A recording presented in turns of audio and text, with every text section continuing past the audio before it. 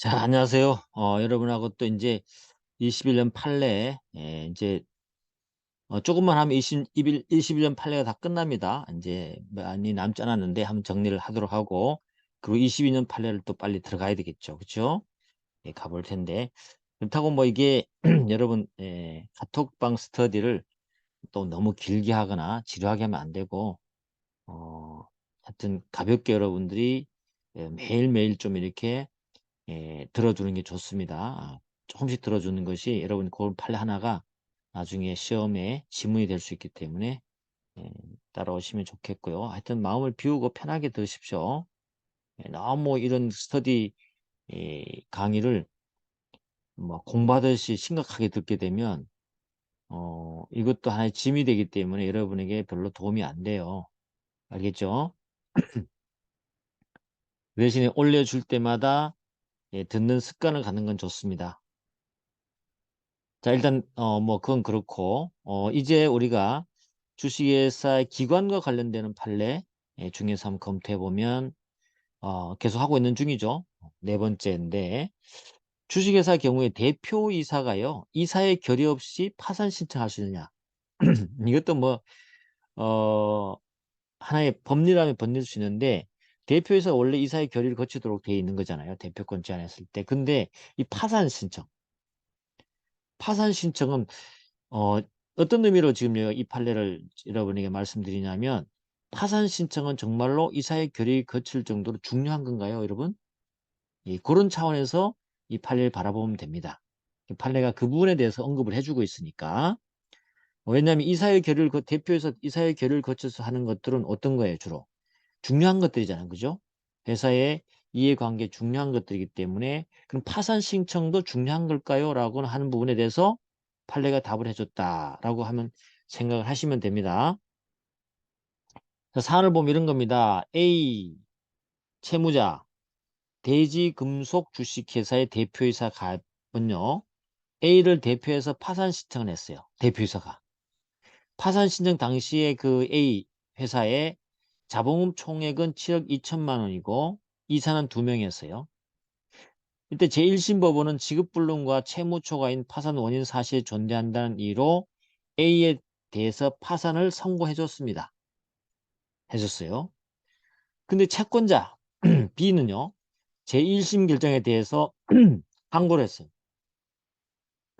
왜냐하면 파산 신청해 받아들이면 채권자는 손해를 볼 수 있으니까 당연히 이의를 제기하겠죠. 항고하면서 파산 신청이 파산 절차에 남용에 해당되고, A가 이사회 결의를 거치지 않고 파산 신청했기 때문에 그것은 효력이 없다라고 주장했어요. 그런데 원심은 뭐라고 했어요? 파산 신청이 파산 절차에 남용에 해당되지 않는다라고 항고를 기각한 사례입니다.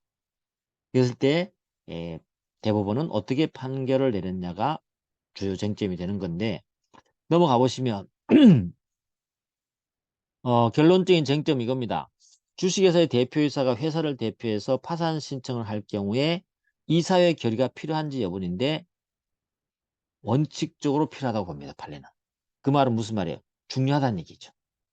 일단은 중요합니다. 또 하나의 383조 1항 단서에 가보면 소규모 주식회사의 경우는요, 대표이사가 이사회 결의 없이 파산 신청을 할 수 있는지 문제됐어요. 사실은요, 이 소규모 주식회사는 이사가 한 명 정도밖에 안 될 수 있기 때문에 이사회가 없는 경우 많습니다. 없습니다. 그렇기 때문에 이사회가 없기 때문에 이사회가 할 수 있는 것을 주주총회가 하거나, 아니면 이사가 성질상 반하지 않는 한 이사가 혼자서 대신할 수 있도록 법이 규정되어 있잖아요. 그럼 이 파산 신청은 소규모 주식회사는 이사회가 없기 때문에, 그러면 대표이사가 혼자서 파산 신청할 수 있는가라가 문제되는데, 판례는 어때요? 괜찮다는 거죠. 자, 잘 봐야 됩니다. 일반적으로 주식회사에서는 이사의 결의는 파산 신청할 때 이사의 결의가 필요하다고 보고요. 소규모 주식회사 같은 경우는 대표이사가 직접 그냥 할 수 있다라는 것이 판례다. 그죠? 자, 판례 조문을 가보면 그렇습니다. 383조 가보면 우리 상법에 이사의 원수 임기죠. 그래서 이사는 3명이 있어야 되고, 근데 저 보세요. 단서에 보면 자본금 총액이 10억 원 미만인 회사, 이게 소규모 회사잖아요. 그래서 주식에서는 소규모 회사에 대해서는 우리가 일정한 부분 곳곳에서 예외를 많이 두고 있습니다.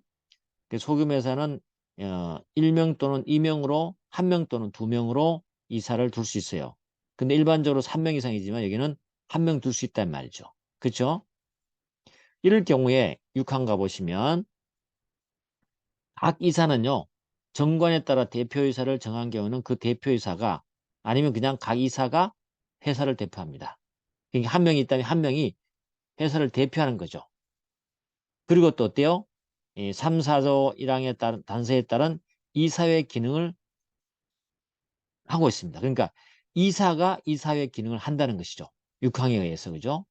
이렇게 하기 때문에 우리 판례는 아까 봤듯이 파산 신청도 이사회가 없으니까 이사회 기능을 하는 대표이사가 대신 할 수 있다는 뜻입니다. 알겠죠? 그런 말입니다. 자, 그럼 또 393조 이미 본 겁니다만 이사의 권한이죠. 중요한 자산 처분 등등 있죠. 이러한 것들은 이사회 결의를 거친다고 했죠. 또 뭐 파산 등등이 나와 있습니다. 일단 이런 규정이 있다는 걸 알아두시고 판례 결론을 가보겠습니다. 첫 번째 393조 1항은 중요한 자산 등에 대해서 이사회 결의를 거친다고 돼 있잖아요. 그래서 주식회사의 이사회는 회사의 업무 집행에 관한 의사결정 권한이 있습니까? 있죠. 그리고 또 뭐라 그랬어요? 중요한 자산 처분하거나 대규모 자산 차입하는 등의 업무 집행할 경우에 이사회가 직접 결의하지 않고 대표 이사에게 일임할 수 없는 것이 원칙입니다. 지금까지 판례의 원칙입니다. 다시 말해서 즉 이사회가 일반적 구체적으로 대표이사에게 위임하지 않은 업무로서 일상 업무에 속하지 않는 중요한 업무 집행은 반드시 이사회 결의를 거치도록 하는 것이 대부분의 일관된 입장입니다. 그러니까 중요한 건 다 이사회를 거치라는 뜻이죠. 분명히 정해서 직접적으로 위임하지 않는 것은 알겠죠? 물론 일상 업무에 속하는 정도라면 혼자 해도 되지만 그러면 결론적으로 뭐예요? 주식회사 이사의 역할과 주식회사의 회생 절차 개시 결정 효과 등에 비춰보면 이 회생 절차 개시 신청은 일상 업무에 속할까요? 아니면 중요한 업무에 해당될까요? 업무 집행에 해당될까요? 라고가 문제 될 수 있겠죠? 그래서 판례는 뭐라고 합니까? 이 회생 개시 절차 신청은 대표이사 업무 권한인 일상 업무에 속하지 않고 중요한 업무에 해당되고 그래서 반드시 이사회 결의가 필요하다. 알겠죠? 이런 회생 절차 개시 신청에 관한 이러한 법리는 파산 신청의 경우도 유사하게 적용된다. 그래서 회생 절차 개시 신청이나 파산 신청은 뭐다? 대표이사가 혼자 할 수 있는 것이 아니고 이사회 결의를 거쳐야 할 중요한 업무라는 것이 판례의 결론이다. 알겠죠? 그거 하나 알아두는 게 중요한 겁니다. 이해됐습니까? 그러면 네 번째가 파산 신청은 주식회사의 운영과 존립에 중요한 영향을 미치는 거잖아요. 그렇기 때문에 중요한 업무로 봤습니다. 그것도 주식회사는 파산을 해서 해산도 할 수 있기 때문에 중요한 업무죠. 알겠죠? 그렇다는 거죠. 그래서 회사 채권자와 채무자 이외의 주식회사의 이사를 별도의 파산 신청권자를 정하고 있고 일부 이사가 파산 신청을 하는 경우에는 파산의 원인이 된 사실을 소명하도록 하고 있다는 거죠. 이러한 제도를 다 살펴본 결과 여섯 번째부터 가보면요 있습니다. 주식회사 이사의 역할 등등등 살펴보니까 주식회사의 대표이사가 회사를 대표해서 파산 신청할 때는 중요한 업무에 해당되고 이사의 결의가 필요하다. 알겠죠? 그래서 이사에게 별도의 파산 신청권이 인정된다고 하더라도 마찬가지다.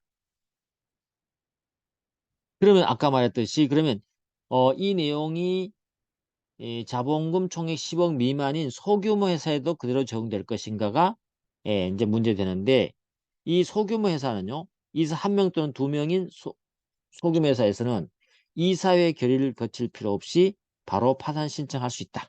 왜냐하면 소규모 주식에서는 각 이사가 이사회를 대표한다고 규정이 있기 때문에 이사의 기능을 담당하기 때문에 괜찮다. 자, 결론 나왔죠?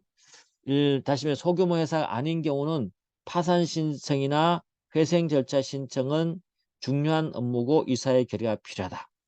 소금회사의 경우는 이사가 이사회 기능을 대신하고 있기 때문에 이러한 파산 신청 같은 경우 이사의 결의 필요 없이 대표이사가 직접 할 수 있다. 이게 결론입니다. 예, 됐어요. 자, 가봅니다. 사안 결론은 그렇죠. 아까 봤던 사안에서 이 주식회사 파산 신청은 중요한 업무에 해당하기 때문에 원칙적 이사의 결의가 된다. 그래서 채무자는 어때요? 소규모 주식회사에 해당된다. 우리 앞쪽에서 봤던 사안에서 보니까 소규모 주식회사였습니다. 그래서 대표이사 갑이 이사의 결의를 거치 않고 파산 신청을 했다 하더라도 이건 어때요? 적법 판결되는 것이죠. 이해됐습니까? 그렇게 되는 거라는 걸 여러분이 정확하게 알아두면 될 것 같습니다. 자, 오늘은 이렇게 좀 빨리 좀 끝내보도록 하겠습니다. 여기까지 하도록 하겠습니다. 감사합니다.